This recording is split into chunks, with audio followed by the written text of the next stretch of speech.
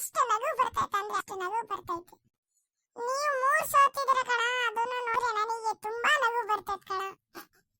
ನನ್ನ ಹತ್ರ 5 ಕಪ್ ಐತೆ. ಹೆಂಗೆ CSK ಪವರು ಮುಚ್ಚ ಸಾಕು. 5 ಕಪ್ ಅಂತ 5 ಕಪ್ ಎಲ್ಲ ಮೋಸ ಮಾಡಿ ಗೆದ್ದಿ 5 ಕಪ್ ಅಂತ ಇದು ಬೇರೆ. ನೀವು 18 ವರ್ಷದಿಂದ ಲಾಲಿಪಾಪ್ ಚೀಪ್ಕೊಂಡ್ ಬಂದಿದ್ದೀರಾ, ಅದು ನೆನ್ಪಿಡ್ಕ.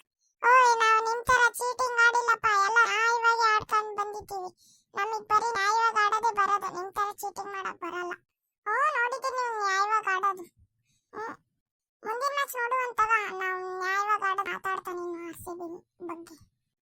ಏನಪ್ಪ ನಿಮ್ಮ ವಿರಾಟ್ ಕೊಹ್ಲಿ ಈ ಸಲ ನೀಟಾಗಿ ಆಡ್ತಾನೆ ಇಲ್ಲ.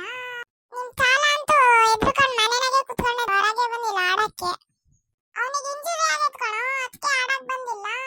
ಅಪ್ಪಿ, ಅವನಿಗೆ ಇಂಜುರಿ ಆದ್ರೆ ಸ್ಟೇಡಿಯಂಗೆ ಯಾಕೆ ಬರ್ತಾನೆ, ಹಾಸ್ಪಿಟ್ಲಿಗೆ ಹೋಗಿ ಬರ್ತಾನೆ. ನಮ್ಮರು RCB ವೇಸ್ಟ್ ಅಂತ ಗೊತ್ತಾ ನಿನಗೆ?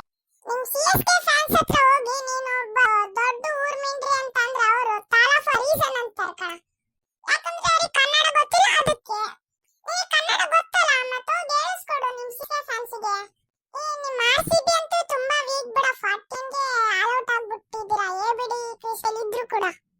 ಹಂಗೆ ನೀವು ಅಷ್ಟೇ